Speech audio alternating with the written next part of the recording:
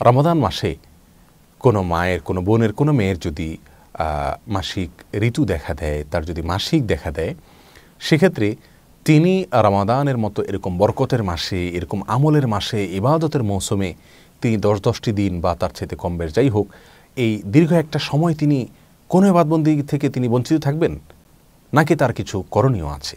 আজ আমরা সেই বিষয়টি জানার চেষ্টা করব। প্রিয় দর্শক, আমাদের মা বোনদের অনেকেরই এ বিষয়ে আক্ষেপ থাকে যে আল্লাহ সুবহানাহু ওয়া তাআলা আমাদেরকে মেয়ে হিসেবে সৃষ্টি করেছেন, বিধায় আমরা রমাদানের এই দীর্ঘ বেশ কয়েকদিন পর্যন্ত আমাদের মাসিকের কারণে, এই শারীরিক অসুস্থতার কারণে আমরা সিয়াম পালন করতে পারছি না, সালাত আদায় করতে পারছি না, রমাদানের বারাকা আমরা নিতে পারছি না। তাদের জন্য কিছু সান্ত্বনার পয়েন্ট আছে। প্রিয় দর্শক, প্রথম কথা হলো, আল্লাহ সুবহানাহু ওয়া তাআলা আপনাকে যদি কোনো অসুস্থতা দেন আর আপনি সুস্থ থাকা অবস্থায় আল্লাহর কোনো ইবাদতবন্দেগীকে কন্টিনিউ করে থাকেন, তাহলে অসুস্থ অবস্থায় আপনি যদি করতে নাও পারেন, রাসূল আকরাম সাল্লাল্লাহু আলাইহি ওয়াসাল্লামের একটি হাদিস দ্বারা সুস্পষ্টভাবে প্রমাণিত হয়, অসুস্থ অবস্থায় না করলেও আল্লাহ সুবহানাহু ওয়া তাআলা করার সওয়াব আপনাকে দান করবেন যদি আপনি সুস্থ অবস্থায় সে আমলটা করে থাকেন। অতএব মন খারাপ করার কোনো কারণ নেই।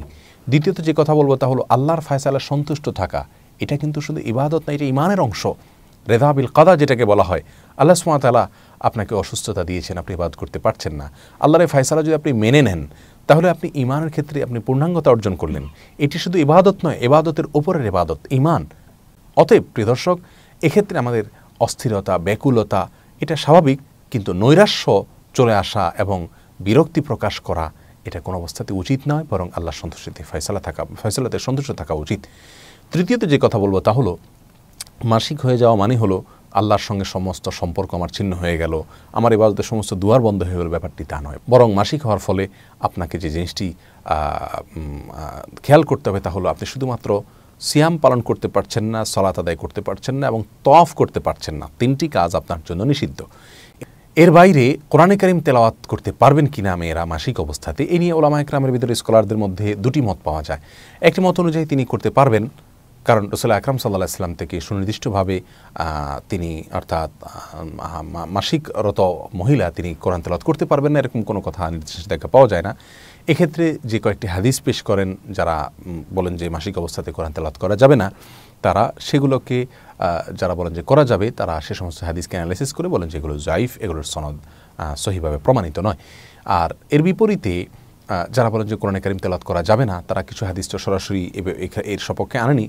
এর পাশাপাশি তারা বলেন যে যেহেতু গোসল ফরজ হওয়া অবস্থায় জুনুবি ব্যক্তি, যার গোসল ফরজ হয়েছে স্ত্রী সহবাস বা বীর্যপাতের কারণে তা অথবা যে কোনো কারণে গোসল ফরজ হয়েছে, গোসল ফরজ হওয়া ব্যক্তি কোরআন তেলাওয়াত করতে পারবেন না বলে ইসলামের স্পষ্ট হাদিস রয়েছে, এক্ষেত্রে বিশুদ্ধ হাদিস রয়েছে। সেটার সঙ্গে তুলনা করে তারা বলেন তাহলে মাসিক অবস্থায়ও যেহেতু গোসল ফরজ হওয়ার মতো অবস্থা, নাপাক অবস্থা, পবিত্রতা অবস্থা, অতএব এই সময় কোরআন তেলাওয়াত করা যাবে না। যাই হোক, বিষয়টি মত পার্থক্যপূর্ণ, কিন্তু এক্ষেত্রে আমরা সতর্কতামূলক মত অবলম্বন করতে পারি, পদ্ধতি অবলম্বন করতে পারি। অর্থাৎ আমরা কোরআন তেলাওয়াত শুনতে পারি।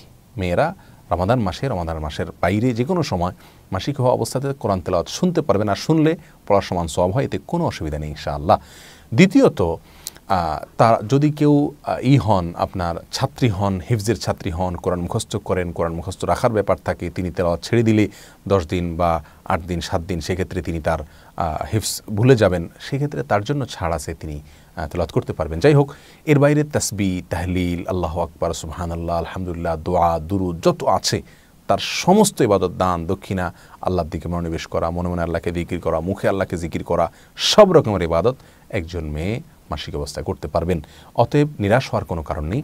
সিয়াম এবং সালাত না করতে পারলে কী হবে, তওয়াব না করতে পারলে কী হবে, ইবাদতের অন্যান্য অপশন খোলা আছে। বিধায় আমরা মা বোনরা রমাদান মাসে বেশি বেশি জিকির আজকার করে, দোয়া দুরুদ করে, তাসবিহ তাহলিল করে, আল্লাহর কাছে দোয়া করে, আল্লাহর দিকে মনোনিবেশ করে, ইস্তেগফার করে, দান সাদকা করে আমাদের সময়গুলো আমরা কাটাতে পারি।